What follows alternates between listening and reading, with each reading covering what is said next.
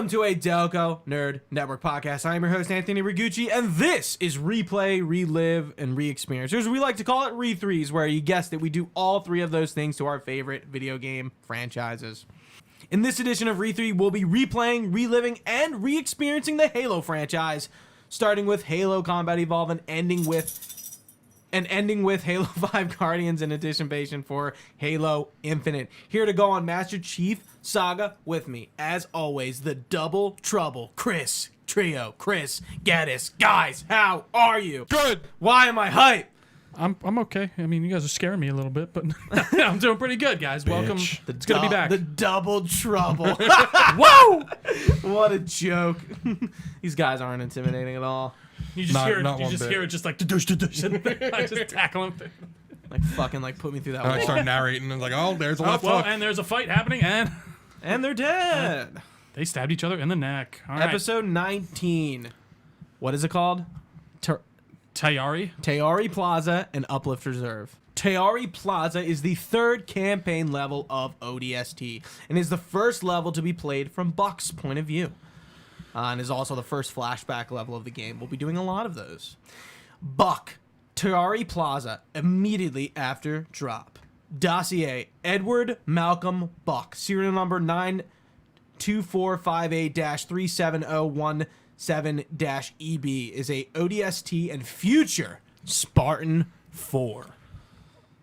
Our first Spartan 4. I forgot. In Halo 5. I forgot about that. You see him. That's totally I think the only reason he comes back is because Nathan Fillion. Yeah, like it's like, oh, you want to come back? Yeah, just make him a Spartan. He got the Spartan. No, it can make sense. It's not too lore crazy. No, I don't think that's. I mean, especially if they were going to start making Spartans out of humans again, which why would you not go for the most elite special forces that you have? Yeah, so that makes complete sense to me. Take my advice, rookie. You ever fall for a woman? Make sure she's got balls. Edward Buck was born in 2510 in New Albany, Lombard on Draco 3. In 2528, when he was 18, he enlisted in the UNSC Marine Corps and trained on Earth and Reach. Following it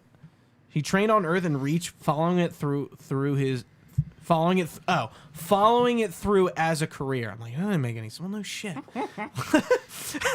One of his first battles would be on Madrigal. Other battles he took part in were the Battle of the Great Bear and Harvest in 2531. A year later, in 2532, Buck would go into the ODST training program and then fight at the Battle of Voden. Despite the ODST training program, he would go on to fight as a regular Marine through the Battle of Charybdis 9 and the Battle of Alovian. We're really pulling at these things now. Yeah. It's like, let's talk about all these. In 2545, Draco 3 was destroyed by the Covenant Empire. Buck only learned of this as after emerging from cryosleep on a journey from Mars to Hardscrabble. He was devastated to learn of the loss of his friends and family. That year, he would officially join the ODSTs. Damn, that must suck. So waking that up would be not a good and time. Everyone you know is dead. But Jesus. so they have slip space travel. Correct. Why are they cryo freezing? Good question. Because I thought that was a whole like I know in like Alien the idea that they cryo freeze because they drifting can't in like space. Yeah, they aren't light speed. There's no FTL travel faster than light. So it's interesting to me that they cryo sleep on top of having that. Maybe it does. Maybe it's something. It's just more of like a stupid like science fiction thing. To do it, and the travel isn't that long, so it's like maybe it's like sometimes 2 months it's better of travel. to do. We're just we're that not actually going to makes waste sense, the money maybe. to do slip space. That makes that could actually make sense. Yeah. I mean, it's a very like semantic, real world reason. Yeah, but I think it's a I'll good accept reason. that. Yeah. Now, as an ODST, Buck would fight at the Battle of Sargasso and Bounty. At some point, Buck was in a romantic relationship with Veronica Dare. They have a lot of like sexual tension. Oh yeah, There's a lot of it. Definitely. Like every time they talk. I mean, they especially sound like they just want to be in the same helmet together. If you know what I mean. Yeah. Buck was present during the fall of Reach, fighting in New Alexandria. At some point during the fighting, he requested assistance from Spartan B3-112. Buck became one of the few lucky survivors of Reach's fall, having escaped New Alexandria and made it safely to Earth. We will talk about this level when we get to Reach. So that Spartan is Noble 6, by the way. Yeah. That's his serial number. Interesting. Some trivia: Buck is voiced and given likeness to by Nathan Fillion. He was described by Nathan Fillion as a bit of a hardened and a bit cranky. Nathan Fillion also starred in Halo 3 as Gunnery Sergeant Reynolds, which Reynolds quotes are shared by Buck in this game. Some of his lines, such as "Bam," said the lady, and "Go Rama," or "Go Ram," come from the television shows Castle and Firefly, respectively, in which Nathan Fillion also stars. Rarely, if you jump with Buck somewhere in a vehicle, he will eventually sing the first few bars of Dixie in a reference to the Dukes of Hazzard. Was he in that movie? No, I think it's just more of like a. Was he? No, I think it was just like New one with like. I think he just liked Dukes of Hazzard. Probably. I think that's just was supposed to be it for some reason. Buck's armor takes substantial combat damage by the end of ODST. This can be seen in the forms of various plasma burns on its outer shell, pieces of glass embedded in the torso, parts of the drone wing on his chest plate, several badly scratched components, and noticeable splashes of Yanmei's blood on several areas. I guess try to take notice of that as we go through. Yeah. Buck is the first playable character in the Halo series to speak while being controlled by the player. Interesting. Arbiter never talks. Oh, that's interesting. When you're controlling him, but neither does Chief. That was pretty obvious, right? Engraved on Buck's Mjolnir/Helljumper armor behind the hilt of his combat knife is a heart with a V in the middle of reference to Veronica Dare. I'm trying to think. What other games are there where like you notice that your character like takes damage throughout, like that you can like I feel like Arkham. Throughout Fighting the game, games, you see him like his suit like it deteriorates. I know Dragon Ball like, Fighters. Have you ever played that? Okay, it's just that it's is an a interesting very point. cool thing to do, but I'm curious how many people even notice how feasible it is as well. Yeah, like I remember in like Dragon Age, something that was always funny is like after fights you just have blood all over you, like fucking drenched head to toe, and it's like you're having like a conversation like covered in blood. I thought that was cool. Like they don't do that in Mass Effect, but in all the Dragon Age most games I know Red Dead, like people like if you're covered in blood, people be like, the fuck's going on, man? but I'm trying to think of a game like that, like kind of the world almost reacts to you being like Kingdom Come Deliverance. Oh, that's right too. Yep. I tried playing that game like 3 times. I know, man. It's so there's like parts of it I really like. It's very immersive. Definitely. It's very immersive, but not in this way. Like got a lot of attention when it came out. Definitely. Yeah. Interesting. The view opens on one of the superintendent's cameras.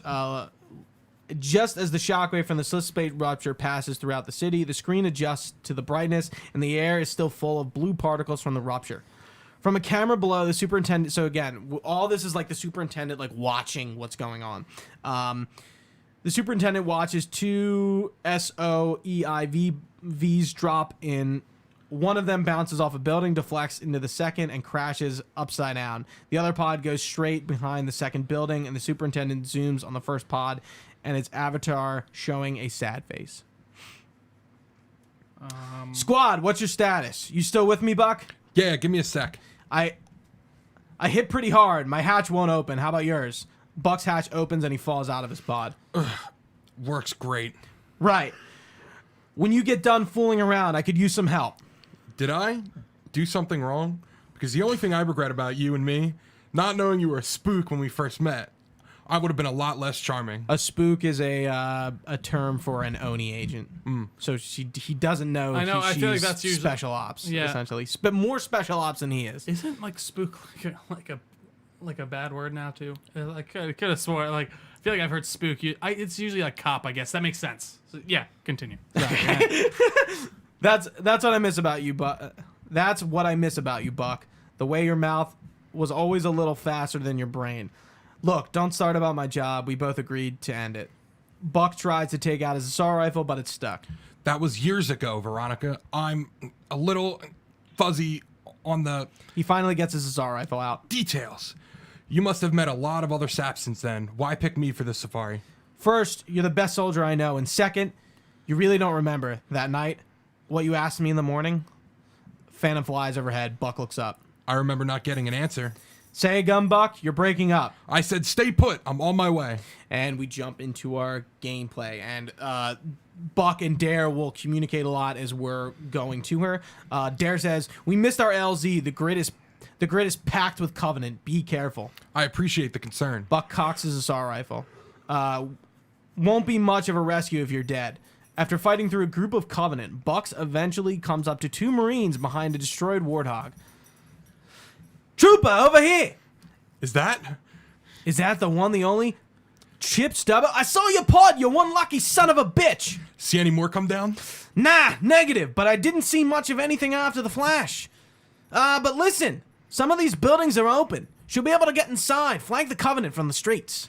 Roger that. Thanks. So, Chip Stubbo obviously was in the Battle of New Mombasa. He's not with Chief. He gets left behind. I love it. Yeah. It makes sense in canon that he would be. Chips. I remember playing through in here. I was like, oh shit. It's the dubs. After battling through more Covenant forces, Buck comes across more elite and brute corpses. Veronica, what's with all the dead elites? What do you mean? It's like a family feud, like they were killed by brutes. Is there something I should know? It's classified.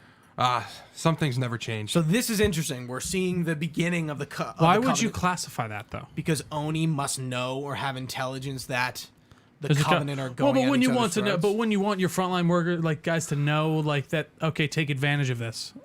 I don't know. That's an interesting classified intelligence trio, yeah. not authorized to say. Sorry, no, I Yeah. understand.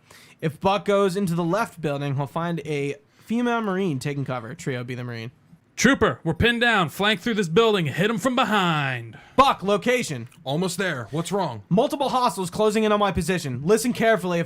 Listen carefully. If I don't make it, Whoa, hang on. I'll be right there. too late. They spotted me. Damn it, no. Veronica, talk to me. Don't move. I'm coming. You hear? A pair of hunters emerges from a set of doors on the other side of the area. Hunters? No, I do not have time for this. Turn around, you bastards. Let me shoot you in the back. Dare's SOEIV comes into view, under attack by 3 grunts. Yeah, very imposing force here.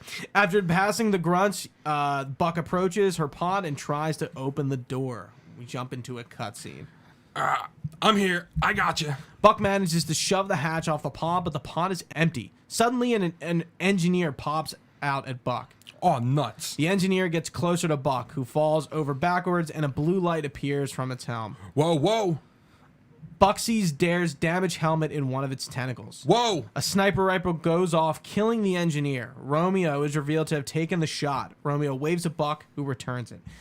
Buck gets up. The engineer starts to give off a little bit of a high-pitched whine. Buck dives, recover, and it explodes, propelling Dare's helmet into the air, and the superintendent tracks the helmet. Superintendent, lost and found item, calculating trajectory. The superintendent finds that the helmet will be launched through a window. Opening window shutter.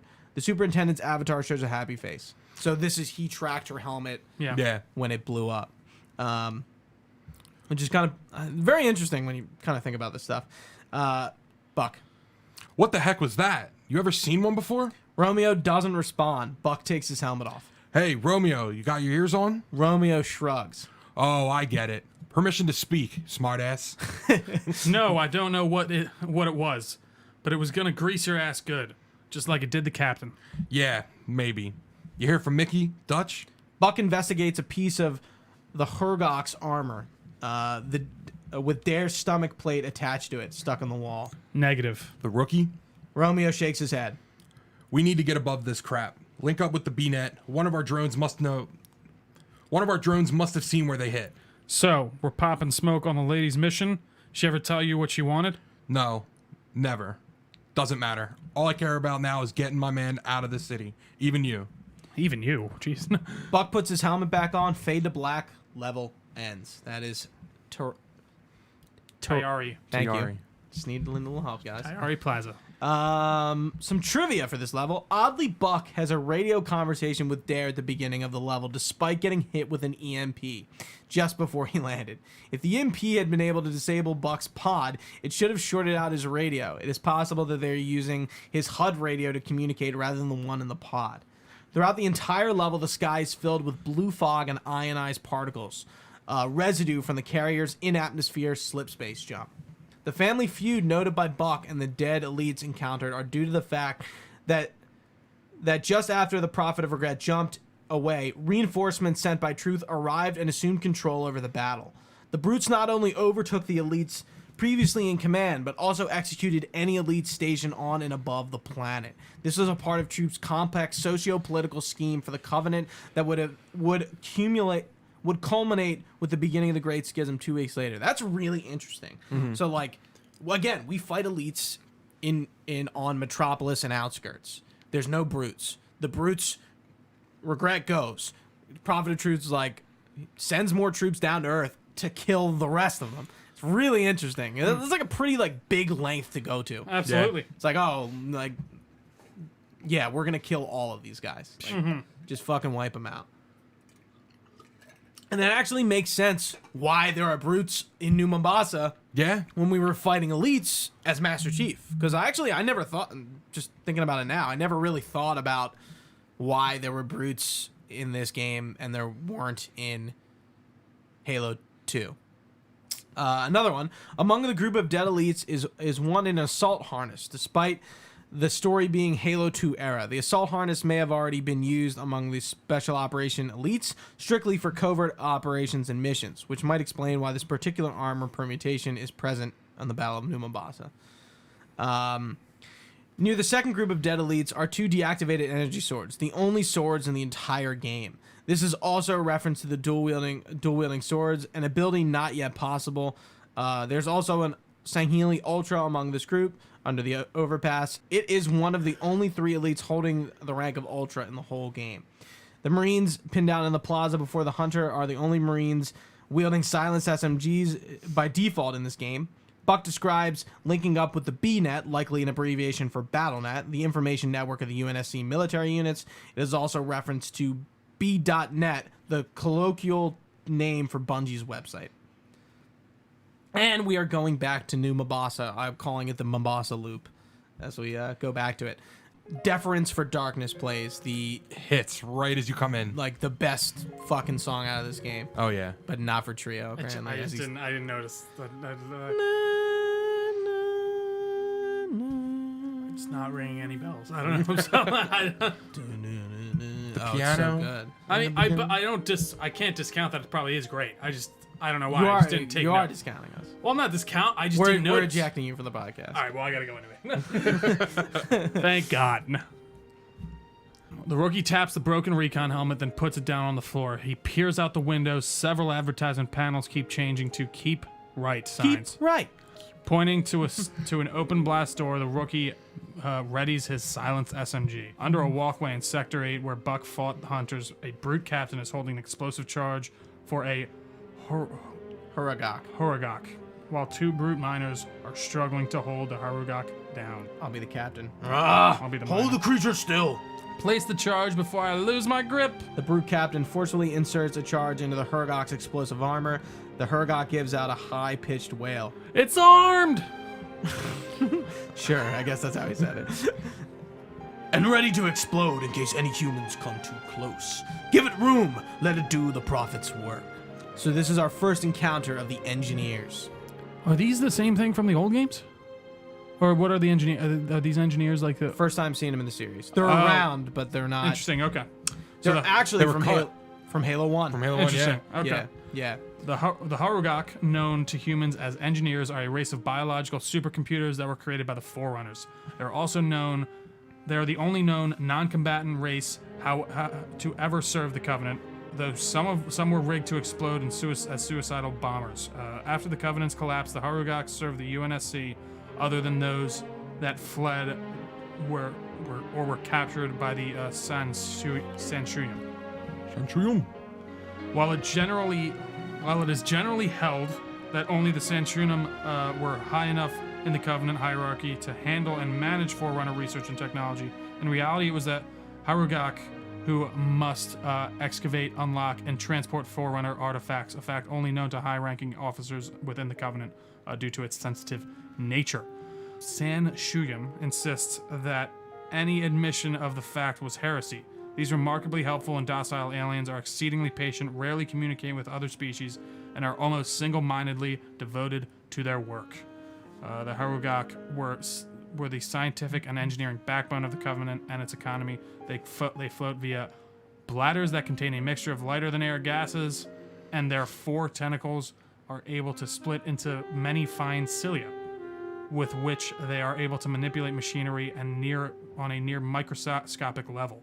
Engineers are capable of quickly learning functionality of new technology. On one occasion, an engineer observed John 117 dismantling a vehicle's engine, assembling it into various other working configurations, and then returning it to its original state in a matter of seconds.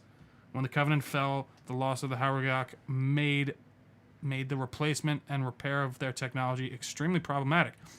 They have little interest in taking sides in a conflict. They appear to draw no real distinction between friend or foe, and prefer to spend their time inspecting and repairing technology. However, they will utter high-pitched keening sounds whenever a Forerunner artifact is threatened. On occasion, may even push to strike an individual interfering with the technology. The engineers are actually not a natural biological species at all, but rather an artificial life form created by the Forerunners.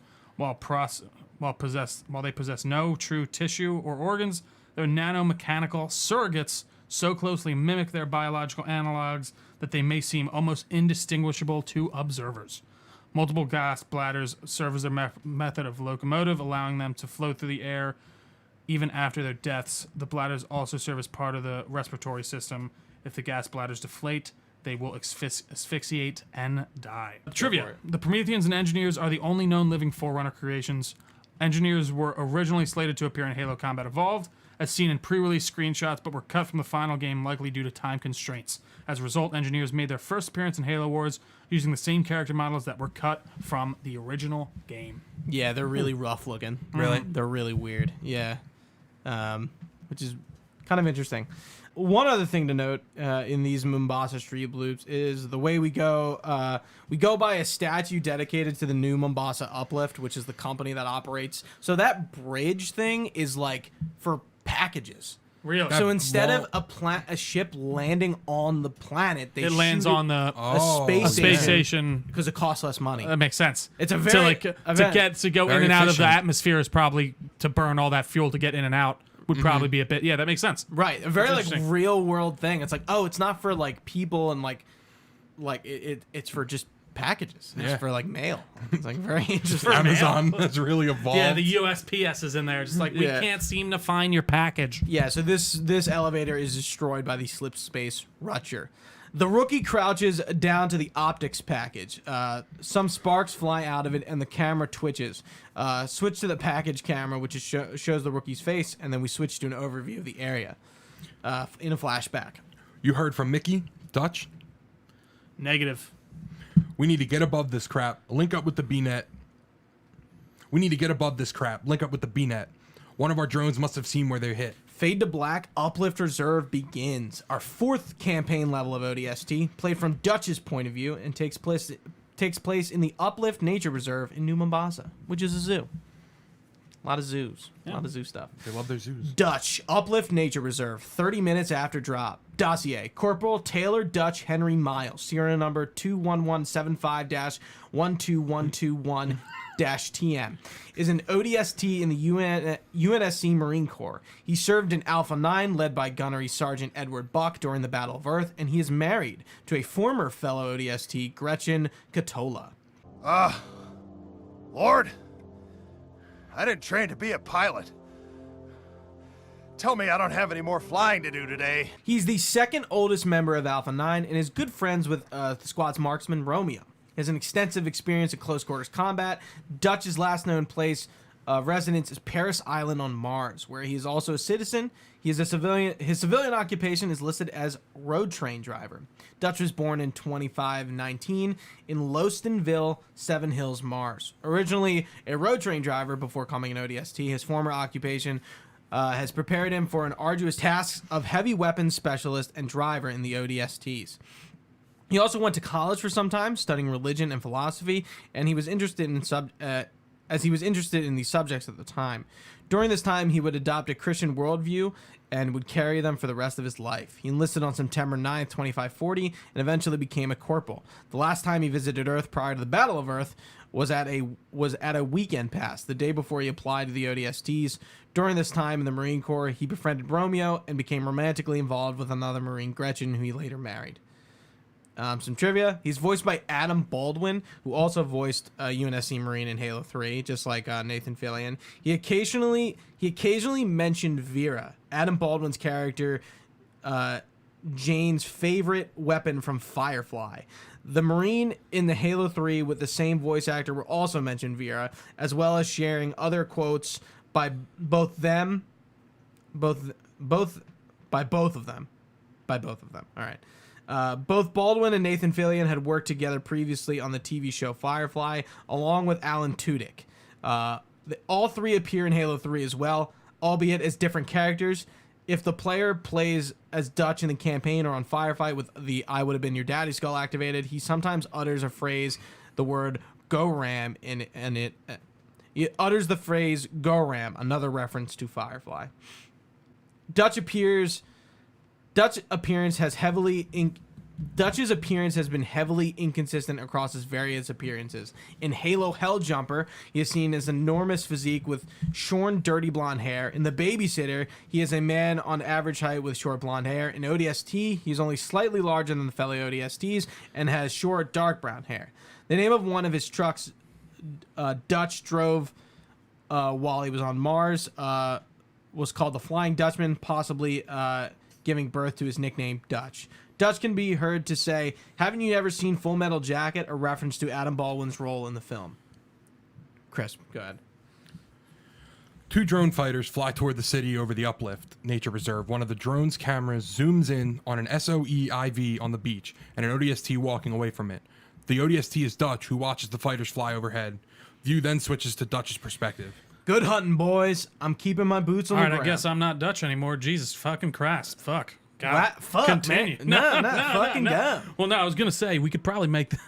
Instead of saying SOEIV, we could probably say drop pod, right? Like, is everyone not Yeah. good? Oh, yeah. No, that's what it is. No, you're right. I was like, what's I was literally thinking while he's reading that, what's an easier way to say it? Yeah, I think drop pod's probably easier, but Okay. just saying. Good hunting, boys. I'm keeping my boots on the ground. Let's mount up in a Warthog and ride our way into the city. Some banter as we go throughout this level. A Marine says, "Colonel, sector's clear. We found some backup." Say again, Marine? I got drones overhead and Oni Brass yelling in my ear. ODST reporting for duty, sir.